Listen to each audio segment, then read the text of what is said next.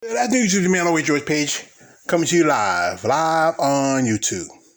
Well, folks, you know what? This is we're almost just a few days away from a new year, and you know what? Other day I saw this, and this is a birthday of a man that I'm a fan of. I do a lot of content. I'm a big movie buff. I like to quote stuff from movies, and it's just he's one of these guys who's just a legend. And I mean, I did a video about Sam Jackson. So I knew I had to do a video about this man. And yesterday was his birthday. And this is a man, most people might know him by one name is Denzel. And a lot of people might know him better as Denzel Washington, one of the greatest actors in the history of the world. I mean, just a legend, a star of, stage, TV, screen. I mean, he's just a man of all jack of trades. I mean, he's played several characters, notably Malcolm X. He was Reuben Carter. He was, John Q. Just, just a bevy of characters he played over the years. A two-time Oscar winner, multiple time a Tony winner, Golden Globes SAG winner. He's just I mean, this brother is just got a lot. I mean, whoa. I mean, you just it's just so much he put in his career. And yesterday was his birthday, and you can't believe it. The man is 67 years old. You wouldn't think it. I mean, he looks like even though he's about 60, he looks like in his, I would say, early 50s, mid 50s. Denzel just, I think him and Tom Cruise drink out of the same fountain of youth. Tom's actually 50 something, about to be 60, and Denzel's almost 70. Now he was born in Mount Vernon, New York, and his full name is Denzel Hayes Washington Jr. And his mother Lynn was from originally she was from Georgia, and she married his father Denzel Washington Sr. And he was originally from Virginia. He was also an Episcopal priest, a minister. He was a minister. Say minister, and just leave it like that. When he was 14, Denzel's parents got divorced, and his mom sent him to parochial school and study. He also, remember, like one thing he used to do a lot, he used to go to the boys and girls, it used to be the boys club, because his mom was working, and he had nobody to watch him. So he'd go there and play basketball and hang out with the kids. So, and by the time he got older, he had an interest in, studies, and, he got some work here and there. He started performing at school and doing plays. He went to Maryland State, where he studied African American characters and narrated based solely on historical figures. And he did, he had an interest for it. Now, by the time he started his career, he started out in doing stage work. He was doing plays, the good part of the early 70s. And then he did some TV. Now, one of his earliest TV shows was a show called, he was in Wilma Rudolph story. But his debut, he did a play about the Soldier play, which is based on the Soldier story back in 1981. And later on, that became a movie in 1984. Then around that time, he was, doing other stuff and, his career, other movies here and there. His next movie was this movie called Powder, and also a movie called the George McKenna story. It was kind of like a version of, like Joe Clark. Then he played from 1982 to 1986 on the series St. Elsewhere as Dr. Philip Chandler. He did that for a while. And this is the smart thing about him. While his movie career was starting up, he was still doing St. Elsewhere. See, this is where it gets sample. This is where it gets up a smart man. He didn't leave his day job for his side job. And like people like Bruce Willis was still doing moonlighting, where he started his movie career. George Clooney was doing ER while he was doing his movie career. You have two people like David Caruso, who left NYPD Blues for a non-existent movie career, or Jimmy Smith, who left LA Law, or you remember Rob Mero from Nova Exposure, who left that show and only did because he did that one Robert Redford movie and hadn't done anything, then came back to do numbers. So his next movie was in his next movie was 1987, Freedom Cry, about the activist Steve Biko, Steve Biko, who was South African activist. He was like the predecessor to Nelson Mandela, and he was murdered. Then his next was for the Queen and Country, which is kind of a play. Then the movie The Mighty Quinn, and it was him and Robert Townsend was that movie together. A lot of black actors, right? I know, ladies, you like this picture. I know you're getting a little saucy. And then one of the movies that really turned around his career was Glory. And Glory was a great movie. I saw it when I was in school. We watched it. And one part that really got you is the part when he cried. And that one tear. Damn, he's good. And even watching that part when he's getting whipped. And I cried because you know what? That touched me because, I'm just 2 generations away from slavery. My great-grandfather was a slave. And he was a slave who wanted to fight for the Union Army against the Confederate Army during the Civil War. And that part, that's what got him his first Oscar for Best Supporting Actor in 1990. And he also did a movie called Heart Condition with the late Bob Haskins. Also, a movie, he got with a young upcoming director by the name of Spike Lee. And they have a great relationship, him and Spike Lee. And he did his movie, The Mo Better Blues, which is a great movie. I watched that movie. It's a classic. Also did a Mississippi Masala. And then he also, in 91, did the action flick Ricochet. Then in 92, he did the movie about the civil rights activist Malcolm X, and that was a great movie. He was just great as Malcolm, Plymouth Rock didn't ran on us. We ran on Plymouth Rock ran on us. You've been fooled, you've been abuser, you've been hoodwinked, led astray, run amok. That's just a great movie. Then he did a Much Ado About Nothing, which was a Shakespeare-based, play. He couldn't play. I saw it one time. Then in 93, he did Pelican Brief with Julia Roberts, and they're still good friends, good relationship. And I think, they're a pretty good movie. I saw it a long time ago. Then Philadelphia with Tom Hanks. Then Virtuosity, it was with Russell Crowe, a little known movie. Devil in Blue Dress, which is pretty good. We played Easy Rawlins. Then the movie Courage Under Fire, which was about World War II. The first Iraq War, the first Desert Shield War.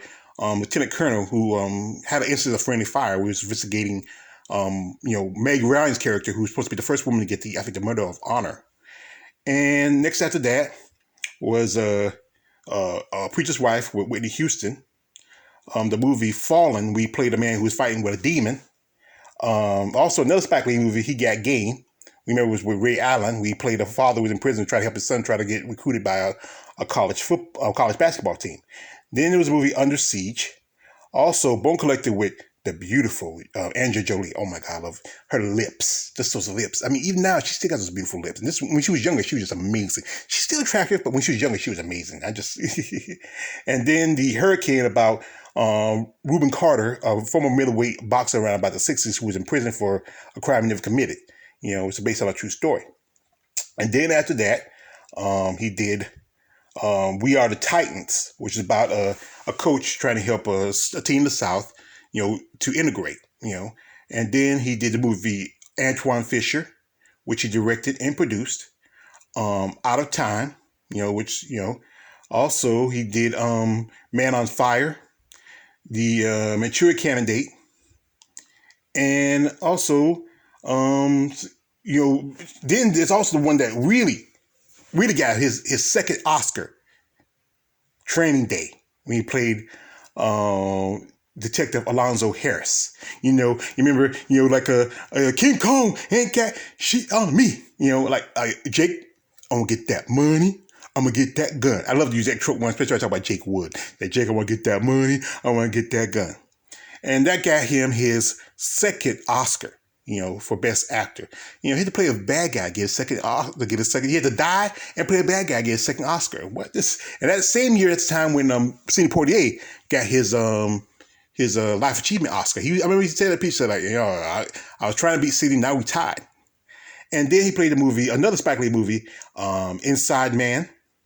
And then there was Deja Vu, American Gangster, about the gangster Frank Lucas, who was a prodigy of Bumpy Robinson. And then there was, The Great Debaters, which he also directed. Pelham, The Taking of Pelham 123 with him and John Travolta. Also, there was The Book of Eli. It was a great movie. He produced that one. Unstoppable, about the train that couldn't stop, but they finally stopped it. Safe House with Ryan Reynolds, who was a former spy, who was a double agent. Then there was Flight, about it was kind of like the version of I think they did that before Tom Hanks' movie about forgot the guy who crashed it. I remember that movie with Tom Cruise about the dude who crashed the plane into the I think it was the river of something in New York. I forgot the name of that movie. And then also Two Guns with him, Mark Wahlberg, and then he plays Robert McCall in the movie The Equalizer. And it was a movie he got to work with Antoine Fuqua, who worked with in Training Day. And it was based on the 1980 series, The Equalizer, which starred the great late actor Edward Woodward. And another thing about he had that British accent. And then he played in another movie, which was a classic, which is the Magnificent Seven. But his character was Sam Chisholm. He was kind of like the character Chris, that was played by the late Leo Brenner. And then he played the movie Roman J. Israel Esquire. Then there was, he did the movie Fences with him and Viola Davis. It was based on a play they did some time ago. And then he also returned as Robert McCall in Equalizer 2. It's a pretty good movie. It's pretty good. That part with him, we always with the watch thing with times to get ready to kick your butt. And then he was in he did the movie, he produced the movie Ma Rainey's Black Bottom with the late Chadwick Boseman and Viola Davis. They worked together again. Then The Little Things, we played the sheriff. We started with Rami What's-the-Face and Jared Leto, who's going to be playing Morbius in next year. And also he played in the movie Tragedy of Macbeth. But he still had a taste for plays. He did some more plays in the 2000s. Most of it, he did the rendition of Raging of the Sun, Julius Caesar, and also Iceman Cometh. And Denzel, as you all know, is one of the sexiest men alive. He got that. He won that title back in '96. That's in him and kind of funny. Got him and Princess Di on the same cover. That's year before Di passed away. And you know what? He's still a guy who be on cover. He's JGQ and everything else. And also him and his wife, Pauletta, has been together for nearly 40 years. And they have a big family with 3 children. Their 2 daughters and their son. As you know, John David, who is an actor himself. And also John David was a football player. He played football in college. But he followed his father's footsteps. He did a movie Tenet. A couple of the movies. There's also talking about him being the Black Panther, but I think he's a little too short for Black Panther. I did a thing where I picked him maybe be the next Black Panther, but I think he's just not as tall as Chadwick. He's just a little, just a little bit. And he has earned many awards besides his Oscars, Golden Globes, SAG Awards. He even just got in 2020 he got the Sisters B. DeVille Lifetime Achievement Award. And I think that's a 3rd Oscar. And, he also got a special award from the United States Army. And he is an honorary sergeant major. Because all the movies like Glory and don't forget, what was the one I forgot? Glory and also the other movie I just talked about when he was a military officer. I took that I forget because I got so much stuff in my head. And he's also producing the upcoming movie with Michael B. Jordan, The Journal for Jordan. And that's pretty good. That's a pretty good movie. I seen some of the ladies that I follow, and some are excited about seeing because they love Michael B. Jordan. I like to see Michael B. Jordan working a movie because remember he produced that movie Antoine Fisher with Derek Luke. So maybe someday in the future we might do a movie together. And Denzel is a great father. He's a great humanitarian. He has his own program where he helps and support other people. Especially, he still supports the Girls and Boys Club of America. And he's friends with Spike Lee and several other actors. Him and you guys think Spike Lee put a lot of guys on, like Lawrence Fishburne, Samuel Jackson, Denzel, Bernie Mac. I mean, the list is on how careers that Spike has garnered. And Denzel is just a great humanitarian, just a great person. And, I want to recognize him because yesterday was his birthday. So I want to wish him a very happy belated birthday. I'm a fan of Denzel. I know some ladies who follow me. I know you're a fan of Denzel. I know you all wish him a very happy birthday. I know y'all dream about him at night. Your husband say, hey, what you dream about? Not you.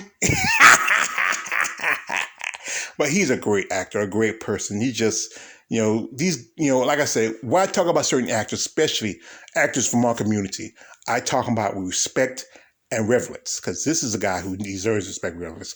An Oscar winner, Tony winner. I mean, all the stuff he has done for people. And I mean, he's just an amazing person. And I want to recognize him for his birthday. Even though it passed yesterday, but I always want to try to do a content when I see somebody who I know, who I'm a fan of, who I'm just, and like I said, he is a handsome man. And I can say that. But like I said, I want to wish one Mr. Denzel Washington Jr. a very, very happy birthday. And many, many more. Happy birthday, Den. It's your man always, George Page, a.k.a. Sorry, I forget the AKA. This is your man always, George Page. Don't like. Listen. Denzel tongue ties me. He's so handsome. Don't like, subscribe, don't subscribe. I'm out. Happy birthday, Den.